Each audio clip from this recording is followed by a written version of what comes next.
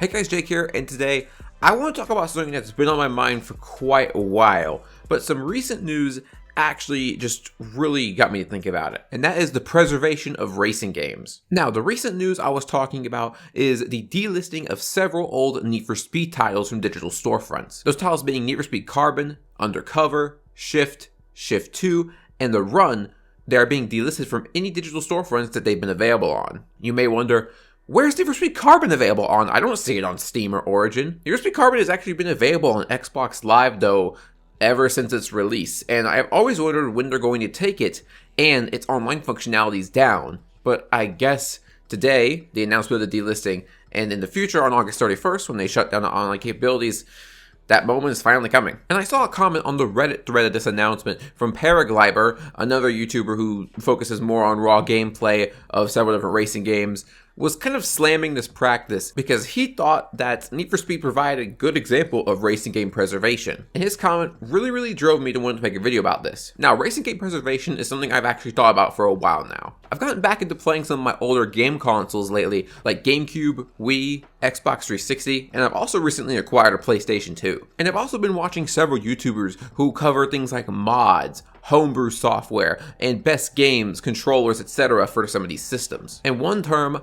I've been hearing over and over again is the term game preservation. There's no really clear definition of what game preservation actually is. Is it dumping games, putting them on the Internet Archive? Is it preventing every physical copy of a game from getting destroyed? Is it putting a physical copy of the game and maybe some elements of its history in a museum? But the definition that I've seen most of game preservation is simply making older titles available to be played on newer consoles and available to purchase on the digital storefront of the latest console. Recently, there's been a lot of backlash against Sony with an older comment from Jim Ryan, the CEO of Sony Interactive Entertainment, slamming older Gran Turismo games and older games in general because who would want to play them? They don't have the best graphics. Now, this is an older comment from 2017, I believe, but it was recently resurfaced because of Sony trying to take down the PlayStation 3 store. There was a huge backlash in response to it, and they actually decided to reverse their decision for now. So with things like this, getting big news, big backlashes, big responses, I think the definition of game preservation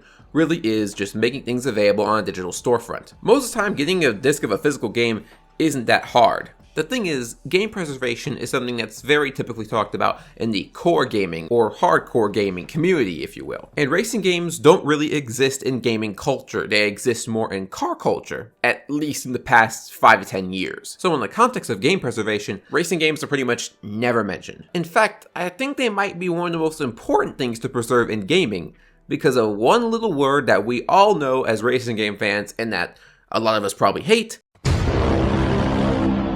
licensing.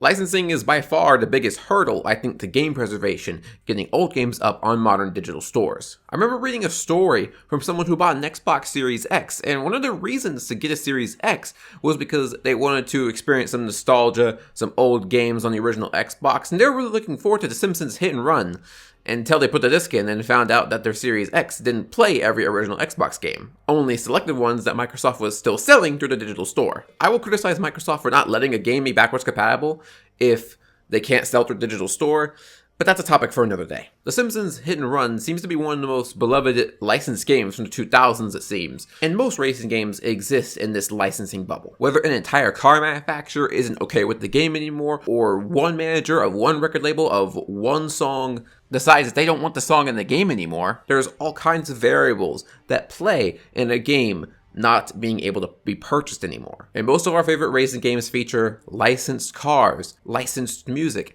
and brands. All sorts of different tire manufacturers, performance part manufacturers, in some games, even restaurants. So racing games, by and large, might just be the hardest games to preserve. And let's be honest here, most of these companies aren't going to go and try to get these games back on digital storefronts. Often, I've seen video games brought up and talked about as something that most of these industries and companies really think of video games as something disposable much of the time. Most of the time, they want you to think about their next product coming out, their next improvement, their next $60 title they want to sell you on, and not really think of your previous titles as something that holds up on their own. And this view of games being disposable is something that's pushed even within one of the biggest racing game franchises, Forza. The licensing deals on every Forza game by default are made to run only for 4 years. Once 4 years since release has passed up, the game will be delisted and all of its DLC will be delisted, and it is just gone from digital storefronts. And to me, this really intensifies the view that Forza games are like FIFA. They are something that you should just focus on the next one on. Don't think about our previous one. It's just an improvement. They're so similar. Just go play the newest one. When in reality, I don't think that's the case. More so for the Horizon series than the Motorsport series as of late, but I think it's pretty bad. Now, of course, not everything is like this, and I think this kind of view is starting to change within the industry, as there's more and more HD ports and remasters and collections coming out more than ever. I don't really think ports and remasters are always the way to go. I honestly think every console should just be as backwards compatible as possible, but that creates other issues. So if racing games are in a terrible licensing situation, gaming culture doesn't care about them, therefore there isn't really all that much demand for them, what is the best way to play a lot of these older racing games? Well, thankfully, because racing games don't have much of a place in gamer culture, most of them are dirt cheap. The only real exceptions that I have found are Nintendo-published racing games, Blur, actually, and Need for Speed Most Wanted 2005 for the Xbox 360. So many of the racing games that you'll find that get so much praise nowadays, like the Need for Speed games from the 2000s, the Burnout series, the older Xbox 360 Forza titles, they are all super easy to get. But for this, you need consoles. And this is where game preservation gets a bit ridiculous. My dad thinks I'm crazy when he sees my console setup. He always questions why the need to own 7 game consoles. Now, what are these consoles right here? I don't need to own because I have a Wii. But trust me, I want to own this console. But I like to think about it this way. Imagine if you wanted to watch a Pixar film from the year 2005, and you needed Pixar's DVD player that they released in around that time frame, say 2003 to 2008 maybe. But you want to watch a newer one, Pixar released their own Blu-ray player that was released in, say, around 2010, 2011. You needed that for 2011-ish Pixar movies. And let's say the newest Pixar box only had digital downloads and it was released in around 2017, 2018. Your older movies wouldn't work on the newer box, and your newer movies don't work on the old box. So if you want to watch the last 15, 20 years of Pixar films, you need 3 to 4 boxes in your setup. And Pixar is only one company. If someone ever asks you why you have so many game consoles, I always like to put it like that. Compare it to movies, compare it to books, compare it to music. If someone's not into video games, it's kind of hard to understand why someone would have so many consoles. It seems excessive, but every other medium is available so easily online through subscription services, the public domain, whatever. Even Spotify has the majority of music the majority of people will want for only $10 a month. Video games being a more complex medium, it's going to take some time to get there, but I think it'll happen eventually with hardware manufacturers realizing that people like backwards compatibility and not really changing their architecture every single generation. That's why the Series X and the PS5 have strong backwards compatibility with their previous generations. So on the topic of racing game preservation,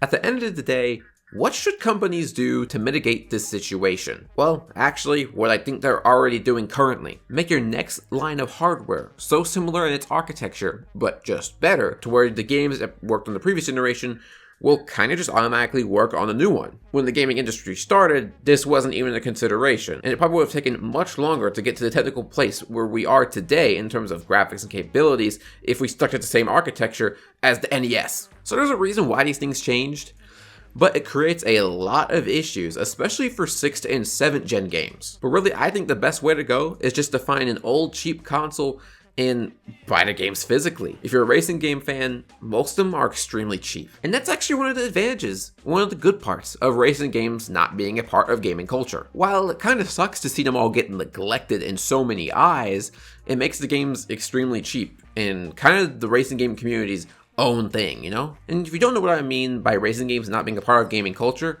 here's what I mean. You watch E3 reactions of so many different YouTubers, and when the Forza, Need for Speed, etc. parts come up... Listen, more trailers need just straight gameplay, but this is the most boring game. This is the one game that doesn't need the gameplay. Yeah. Gaming merchandise and posters, you'll see your Halos, your Final Fantasies, your Marios, your Sonics, etc. Not your Need for Speeds or your Forzas or your Burnouts or your Project Cars. racing games lately have been more of a thing that have belonged to car culture and not gaming culture, with more and more racing games appealing to the car culture in so many ways, from Need for Speed 2015 to, the Speed Hunter street racing scene, then Inertial Drift to the Initial D fans, and the recent boom of sim racing to the love of motorsport. And this belonging of racing games and car culture, I think, is actually one of the things that makes racing games not get cared about or preserved in the gaming community.